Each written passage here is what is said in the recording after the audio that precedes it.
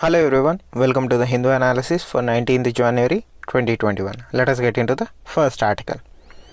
Only police should decide on tractor rally, says Supreme Court.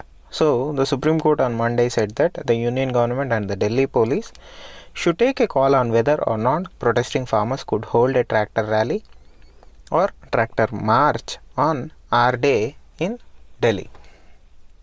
So, since a month or so, the protesting farmers have said that they are going to take a tractor rally to express their displeasure or dissent on the farm laws in parallel with annual R Day celebrations in Delhi. So, the government wanted to stop this rally. Instead of passing or rejecting permissions to the rally, the central government approached the Supreme Court to pass an injunction order to restrain farmers from holding rallies to disrupt the R Day celebrations. So, instead of passing a decision on its own or preventing the rally, the central government wanted the Supreme Court's order or Supreme Court's intervention to prevent the rally from happening. But the Supreme Court came out and said that the government cannot ask the court to decide on issues concerning law and order. So, the court said that entry into Delhi is a law and order issue. Who should be allowed entry and on what conditions are all determined by the police. We cannot be the authority to decide it. So, the central government wanted an order from the Supreme Court. The Supreme Court came out and said that we are not the competent authority to pass orders on such issues. It is in the hands of the Union government and the Delhi police to take a decision on this matter. And it also said that there was still time for the Union of India and the Delhi police to invoke all its powers. Meaning it has all the necessary means and resources and laws in its own hands to take necessary actions or to pass necessary orders to prevent or allow the rally from happening. That is what the stand of the Supreme Court was or Supreme Court is. But the central government again came out and said that the right to express dissent against the farm laws did not include a right to melee in the nation globally. So here is the question of right to protest. Article 19 of Indian Constitution. We are absolutely aware of our fundamental rights. That includes right to protest. But not all fundamental rights are absolute in nature. The Constitution of India has certain riders regarding fundamental rights. You cannot, in good conscience or in law,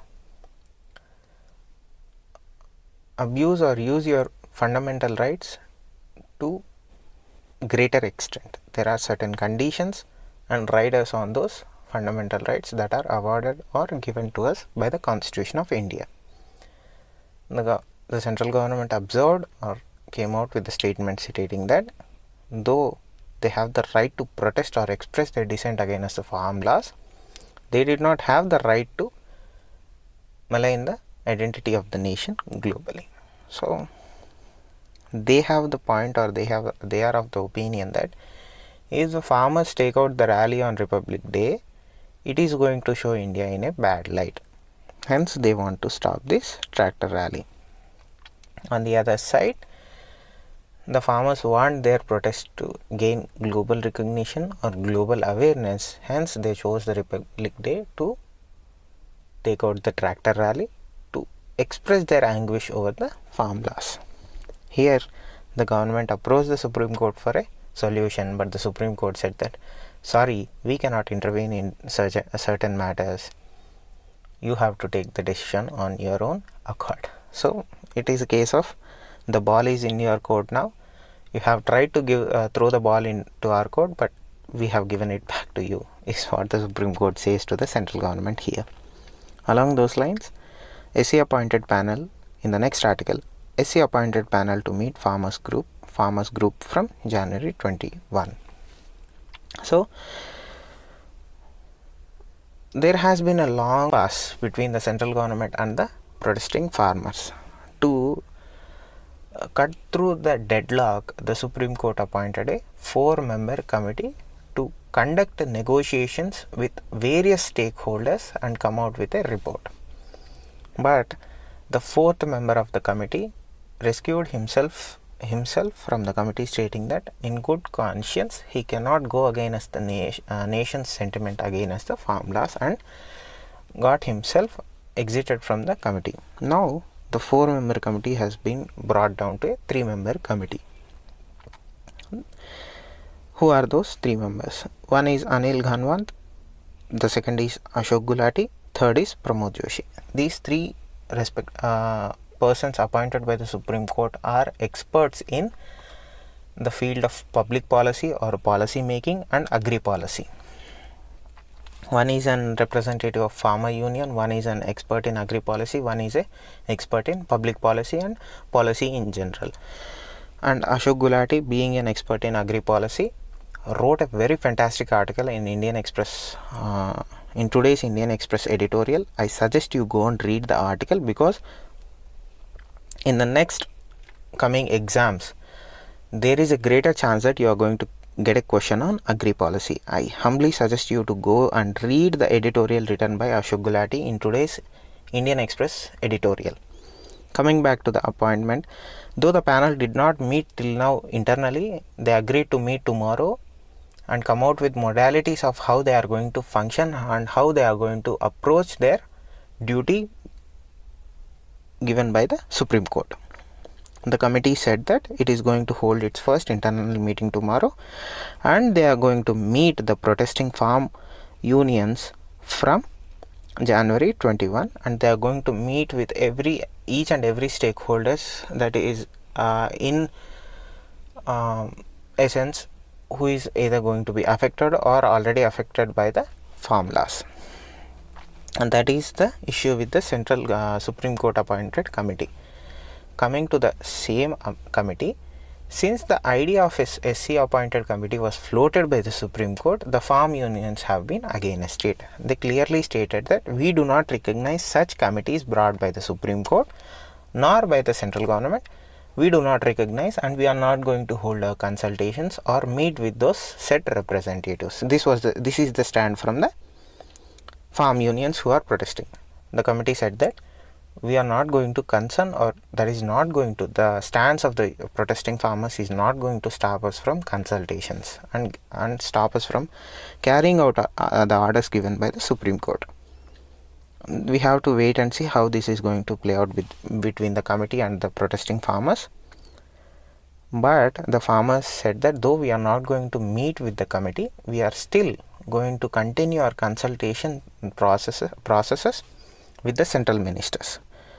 So they are currently, though they do not recognize the Supreme Court appointed panel, they are still going to continue their negotiations with the central ministers as a form of direct negotiations with the government. That is going to happen today or tomorrow.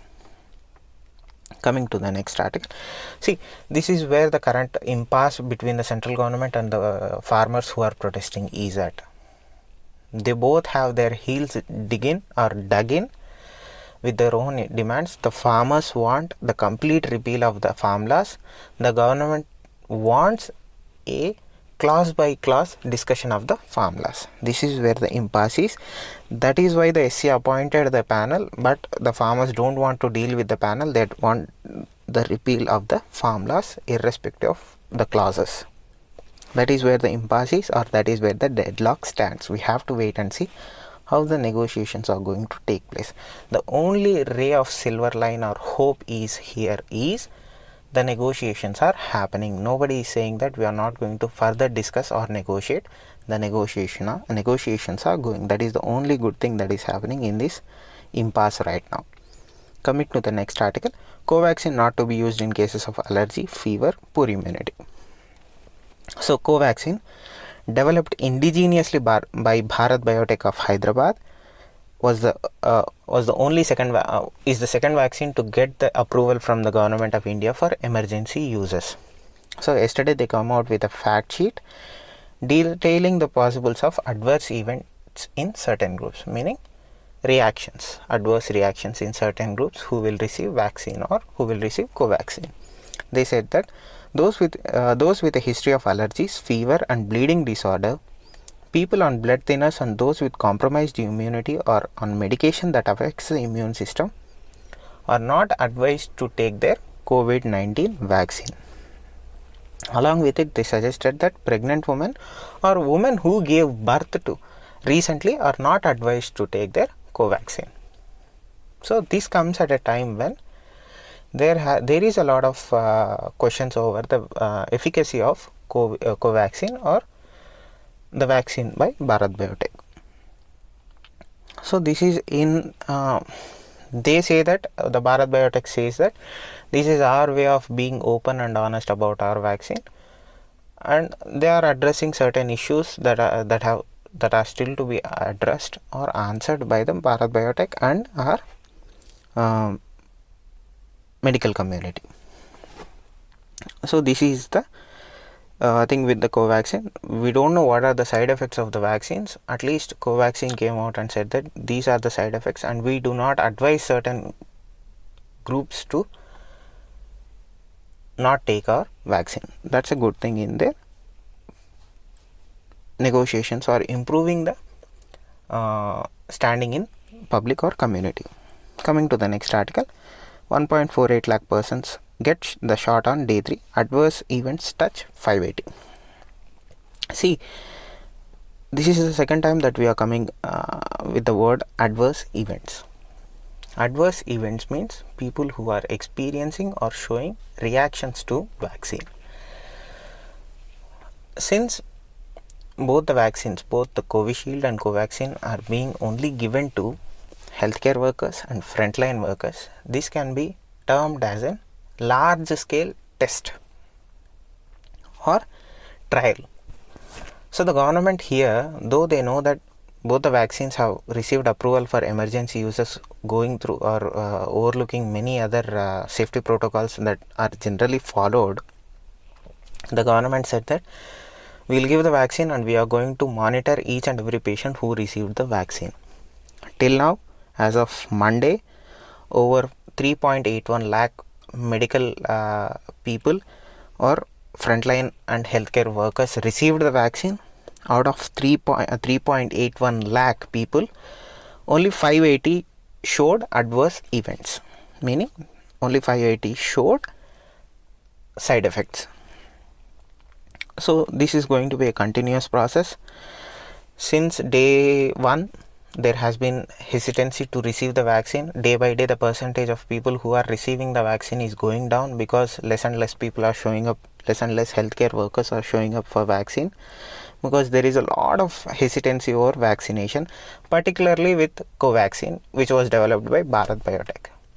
See, yesterday I spoke with a doctor who works in a cancer department in a very reputed hospital in Andhra Pradesh. He is at the top of his field. I spoke with him at length because his hospital or hospital which he works for or in is a public or a government hospital, and I asked him what is the current status with your vaccination drive.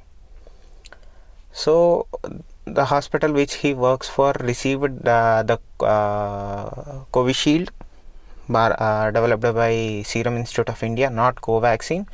So they have because the efficacy of Covishield is already established, and most of the healthcare professionals trust Covishield over Covaxin.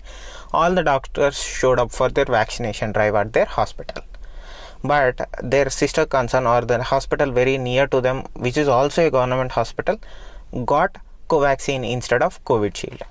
So he said that in the hospital which received Covaxin for vaccination, only 50% of the healthcare workers showed up for vaccination drive, because they are afraid that if they are not sure about the efficacy of Covaxin.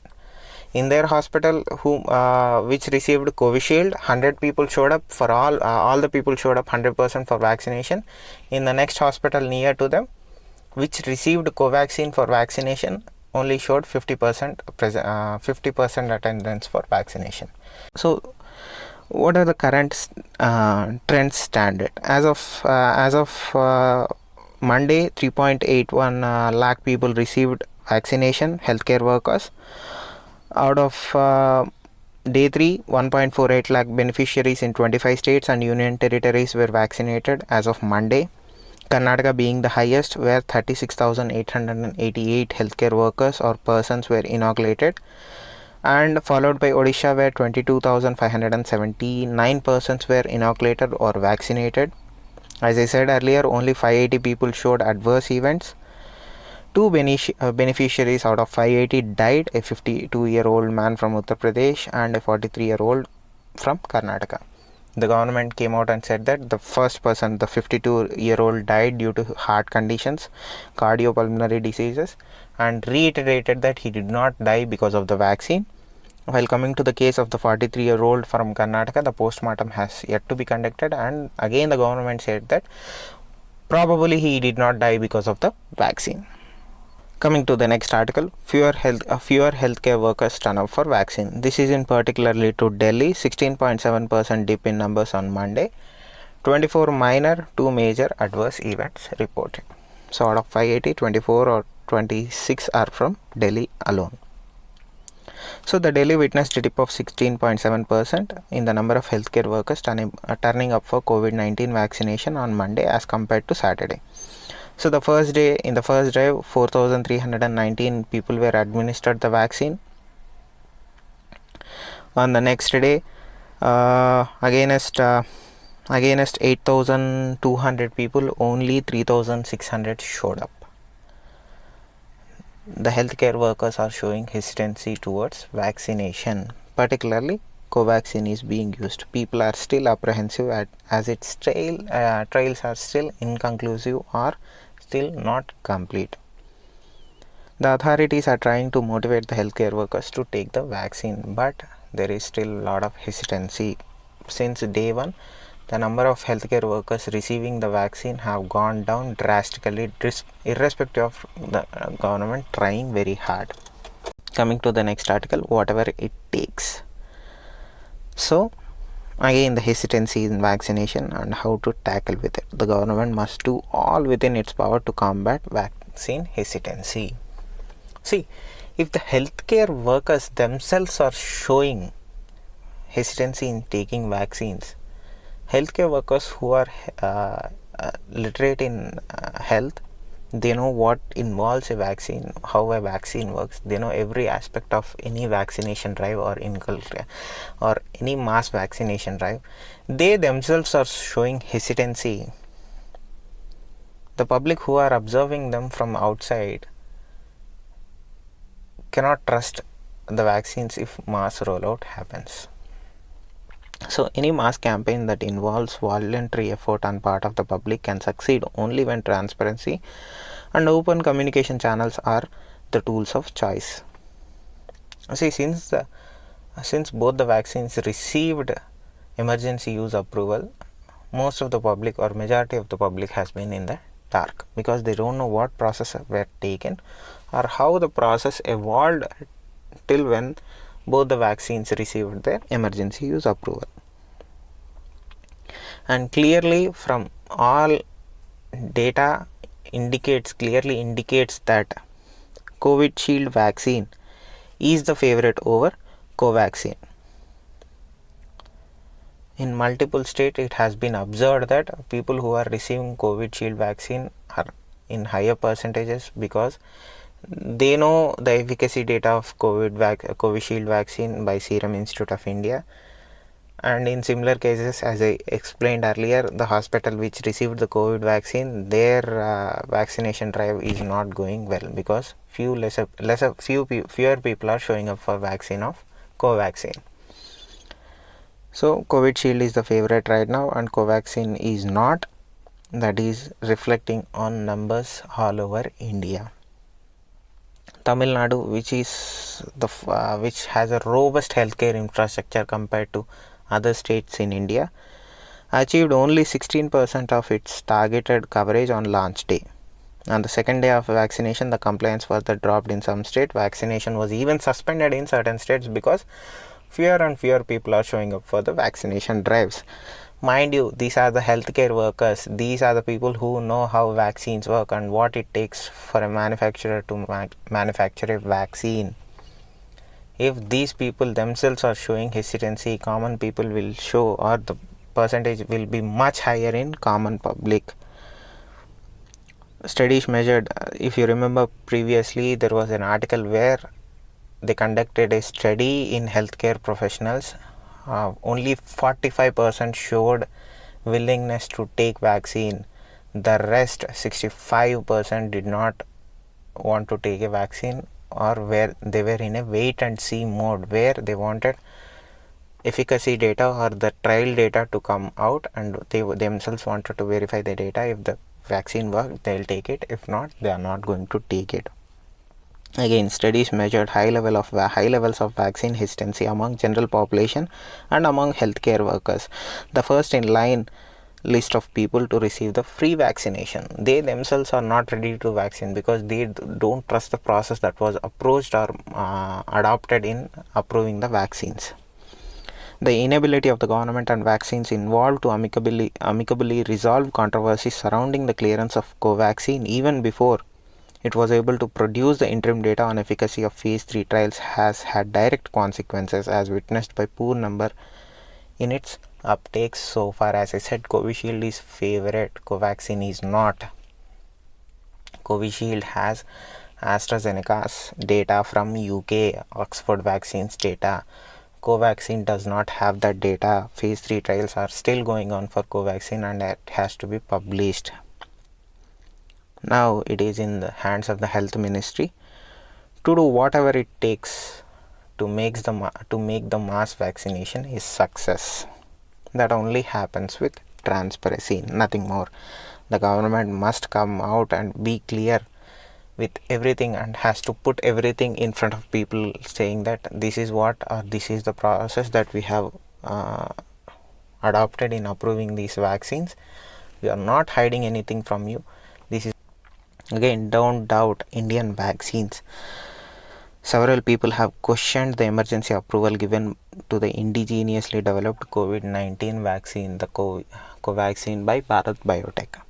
They have demanded efficacy data and cast aspirations on the regulatory machinery, because the regulatory machinery did not publicly state or did not explain the approach that it adopted to approve the Covaxin. So they are demanding how can, without any proper data, the regulatory authority, the DGCI, can come out and say that this vaccine is safe for human trials or human use. Such views only will increase the vaccine hesitancy. Questions have been raised about Moderna and Pfizer vaccines too, but the Moderna and Pfizer vaccines, both used in UK and US, have also received similar criticisms, but the way that their regulatory authorities approached these questions was different than how our regulatory authority approached. These vaccines, they completed their phase 3 trials. They came out and published their efficacy data. But Bharat Biotech's Covaxin still is conducting phase 3 trials, still not published their trial 3 data, and DGCI did not publish why they the reasons for giving permission or approval for Covaxin. So again, there is a lot of difference in how foreign countries approached the vaccination drive or approval for vaccines, and India approached approval for vaccines. The author here says that efficacy would actually mean testing, say, 10,000 individuals who have been given the vaccine versus an equivalent number not given the vaccine in terms of number of people who get the infection. So in the previous classes, we clearly discussed how vaccination trials takes place: phase 1, phase 2, phase 3, and finally phase 4 in certain cases. What is involved at each stage, and how a regulatory authority decides to give its permission for either testing or human trials, and final rollout. So currently there is no proper methodology as to test the efficacy of the vaccine, particularly in the case of Covaxin, because we cannot, or Covaxin, the company Bharat Biotech, cannot have access or does not have access to that large scale sample size to test the vaccine, because right now Covishield is publicly available. In near future, a individual or any individual citizen can go out and purchase the Covishield vaccine. It becomes a moral dilemma to Bharat Biotech, because let us say 5,000 people participated in phase 3 trials. Out of 5,000, only 2,500 will get vaccine. The rest will the other 2,500 will not get the vaccine. The other 2,500 who did not get the vaccine are at higher risk of contracting COVID-19. So it becomes a moral dilemma, because when the vaccines are available in market for public use, anyone can go out and purchase them. You cannot knowingly jeopardize the lives of 2,500 for the sake of testing. That is a moral dilemma here, and that is what they are talking about here. So the efficacy is also, proving the efficacy is also becoming a problem in this particular case. Again, with a declining level of infection, perhaps the virus is weakening in India on its own. Yes, there has been a decline in infection levels over certain weeks, in the past few weeks. As in most pathogens, the virus is going to weaken itself, and it seems that the virus on its own is getting weak. Again, this makes efficacy assessment of vaccine very difficult, because when a person receives the vaccine, when the lethality of the virus itself is going down, how can you say that the person did not contract a virus because of the vaccine or because of the less lethality of the virus itself? So again, the proving the efficacy becomes a very difficult option or choice here. Two sides of the coin. See, out of this we got two good things, one good thing and one bad thing. Because of the coronavirus, every stakeholder in health industry got together, worked on war footing, and developed a vaccine in 2 years. Generally, a vaccine takes 10 to 15 years to develop and finally reach to the hands of the public. In this case, the scientists, the manufacturers, the regulatory authorities worked in tandem with each other and worked together on a war footing to bring out the vaccine in 2 years. That is the good thing here, because we have ensured that in times of crisis we can work out, we can iron out our differences, and we can bring out a proper solution to a pandemic or a viral situation in a short span of time. The negative side of this is lot of safety procedures have been overlooked. In all the vaccines that are being developed around the world, nobody knows what will the adverse effect if the vaccine itself amplifies the virus.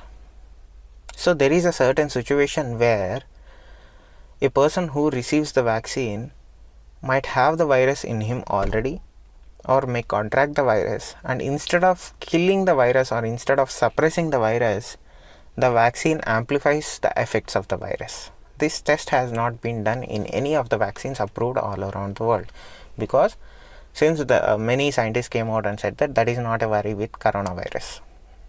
Just because scientists said that this is not a worry, they completely overlooked this aspect and came out with the vaccine.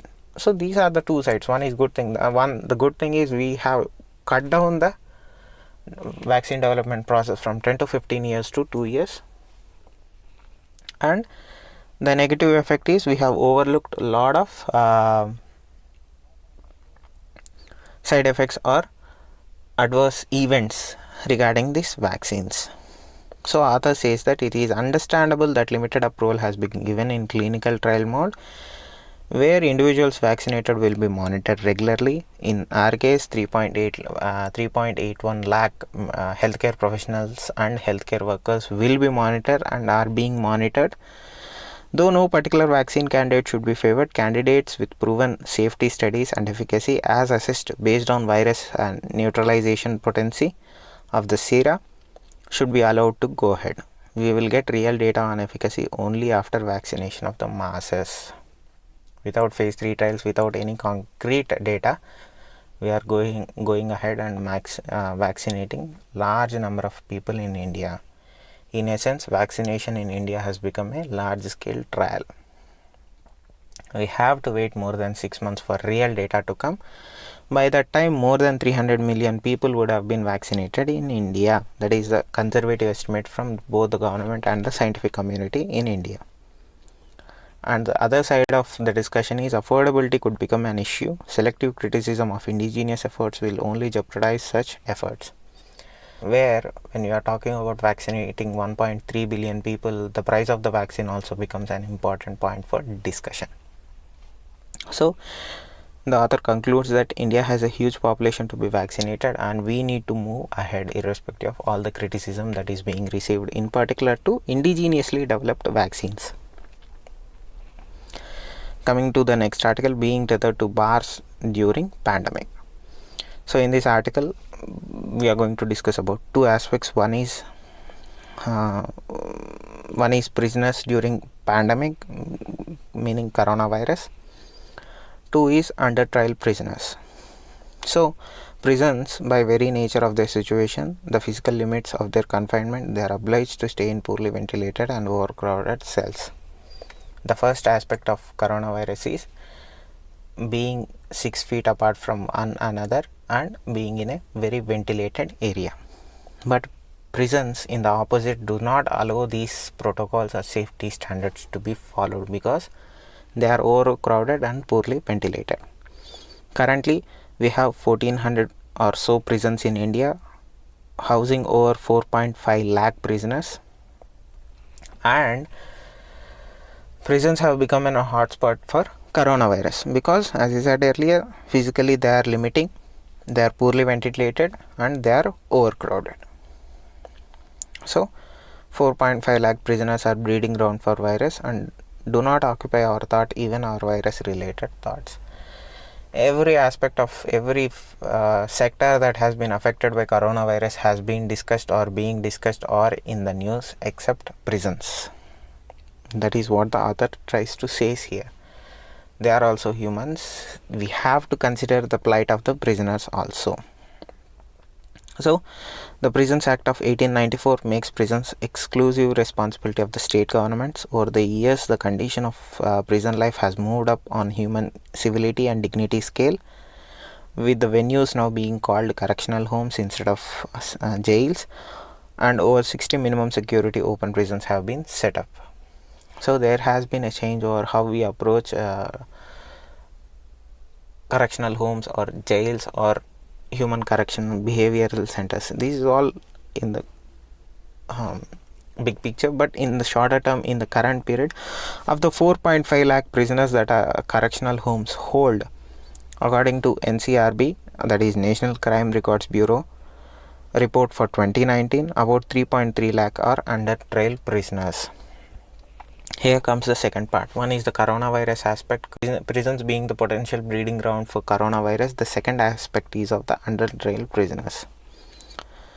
So who are under trial prisoners? These 3.3 lakh under trial prisoners have been detained under section 167 of the Code of Criminal Procedures, which provides for procedure when investigation cannot be completed in 24 hours. So the original CRPC of 1899 specified that the period of detention is 15 days. These under trials are under detention until the investigation or the court case is completed.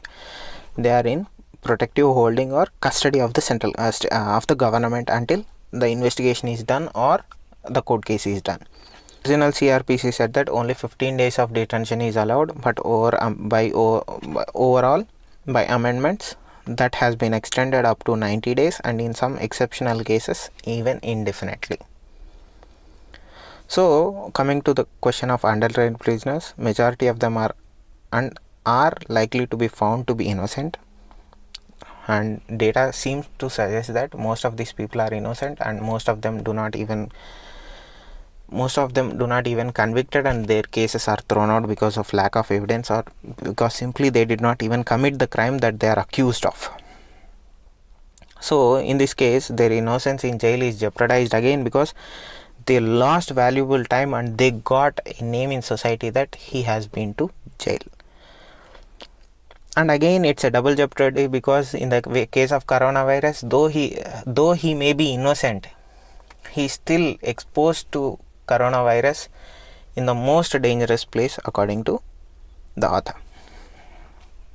So the virus can give an immediate review for all prisoners vulnerable to the epidemic, starting with that of under trial prisoners who are suffering from two privations. One is being immobilized, most probably unjustly, and two, being tethered to the risk of infection. As I said earlier, most of them might be innocent, and in data does suggest that most of them are innocent, and because of our current legal procedures, they are being exposed to double jeopardy, because one, they are innocent, and their social standing and their psychological standing is being taken out by being immobilized in a jail, and they are at the highest risk of contracting coronavirus.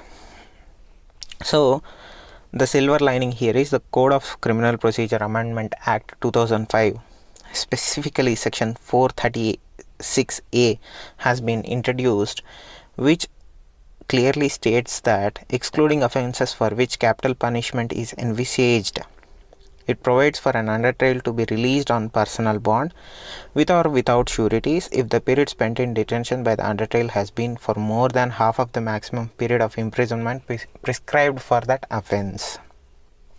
So under trial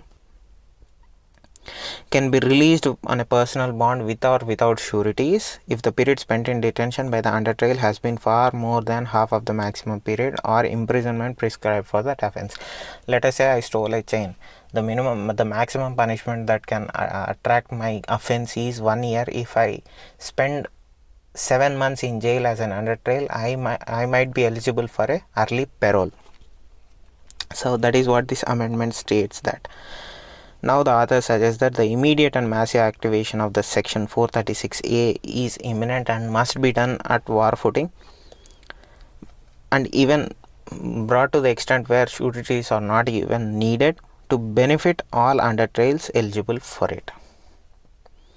So while prisons in state list is in the state list, as is public health, the constitutional responsibility of handling infectious and contagious diseases figures in the concurrent list. It is the center that must show the states its concern in this and lead from the front. So here the author is talking about two aspects. One is the plight of under trials, and in general the prison conditions and the need for the prison reforms. Coming to the next article, land under PLA control since 1959. The Ministry of External Affairs came out and said that they are aware of infrastructure construction by Chinese in the past several years along the line of control, and that India has also stepped its construction. Recently, a news channel came out with satellite footage of the People Liberation Army PLA building structures in Arunachal Pradesh.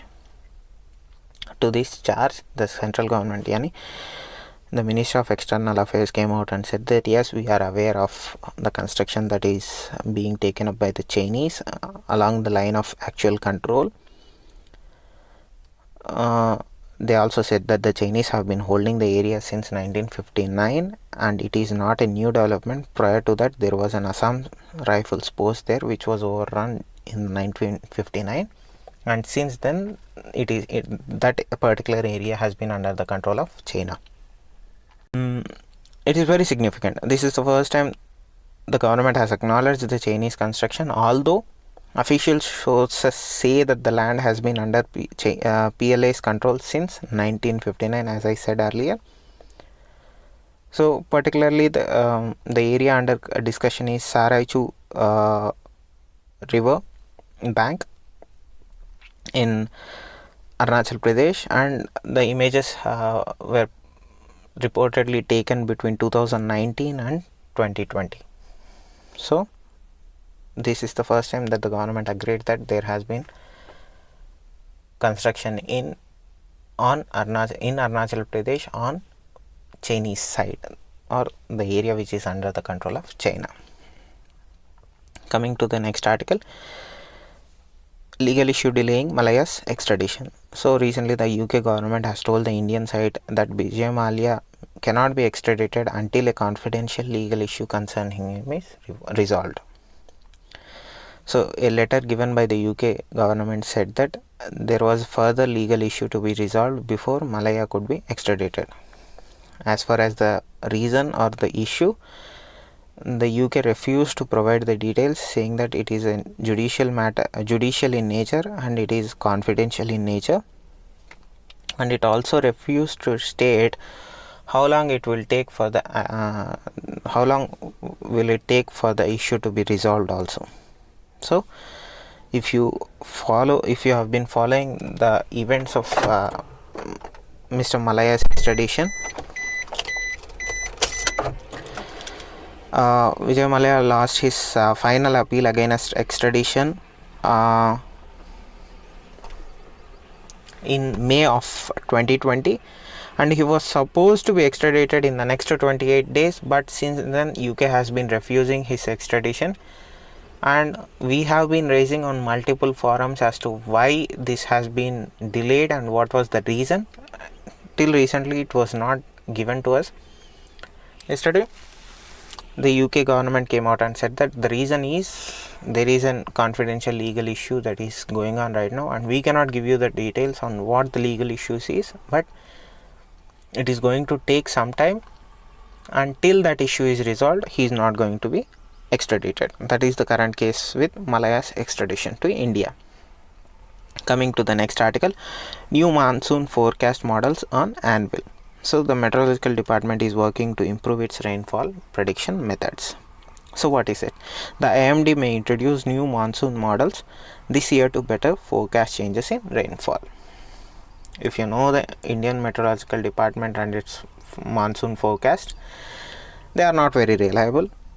Actually, they are a butt of joke, where many people joke about how if the department says that it is going to rain today, it is definitely not going to rain today, and you can go out and have fun because IMD says so. So the monsoon that concluded in 2020 was unique in that with the monsoon of 2019, because only the third time only in a century that India saw back-to-back years of above normal rainfall in both the years. And specifically on the in the monsoon of 2019, there was a 25-year high of excess. So the IMD failed to forecast the magnitude of the excess and only indicated that the monsoon would be above normal. They said that it is going to be above normal, but they did not specify by how much. So they have clearly failed in predicting that particular excess. So currently, what are the three different methods that they are adopting? So before going into that, let us understand what is the current model that is being implemented by the IMD. Currently we use two methods. One is statistical method and one is the supercomputer method. The statistical method uses certain statistics.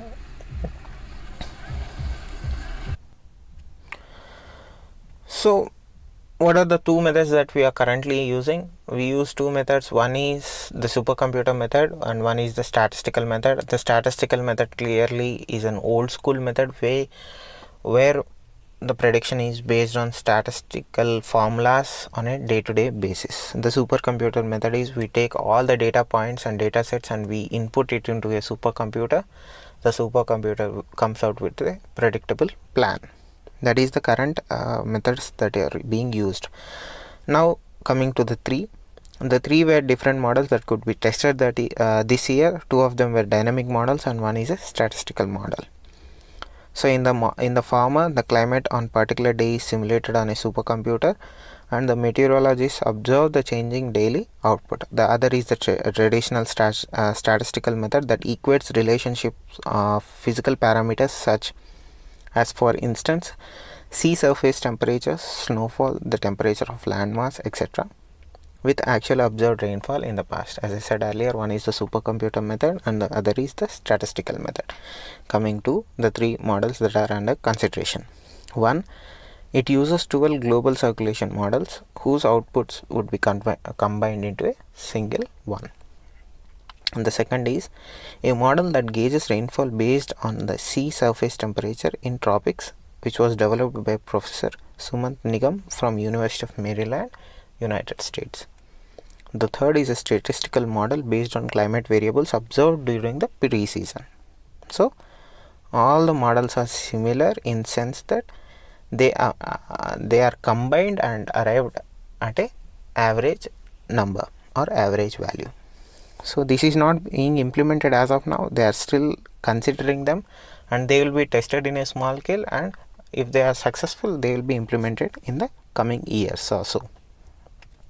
Coming to the next article, US-China spar over the origin of coronavirus. So yesterday the US State Department on Friday the US State Department came out with a fact sheet linking the Wuhan Institute of Virology to the start of coronavirus or COVID-19 outbreak. The fact sheet said that while the US does not exactly know where, when or how the COVID-19 virus known as SARS-CoV-2 was initially transmitted to humans, it had not determined whether the outbreak began through contact with infected animals or was the result of an accident at the laboratory in Wuhan, China. But it clearly indicated that it might be either of those cases, and China Wuhan Institute of Virology is directly related to COVID-19 outbreak. The US government has reasons to believe, it also said that the US government has reasons to believe that several researchers inside the Wuhan Institute of Virology became sick in autumn of 2019 before the first identified case of outbreak with symptoms consistent with COVID-19 and common seasonal illness. They said that we have observed that these scientists who are working in Wuhan Institute of Virology became sick with similar symptoms to that of COVID-19. And coming to current scenario, this was the charge made up by United States State Department in regards to coronavirus breakdown, which the Chinese government refuted and said that US government is losing its marbles over the last days of Trump's administration. Coming to the international aspect of it, a team of scientists from WHO arrived in Wuhan last week to research the origins of the outbreak. The agency said on Friday that the world may never find patient zero as it continues to study into tracing of origin of coronavirus. If you remember earlier, China government denied permission for WHO to study the origins of coronavirus after a hue and cry from international community. Finally, they agreed that we are going to allow, but limited access only. This again goes in line with the secrecy that Chinese government adopted to hide coronavirus origin. Even the WHO acknowledged that we may never find the first patient who contracted coronavirus because Chinese government is maintaining a lot of secrecy and has destroyed most of the evidence to point towards its direction. Thank you. Have a good day.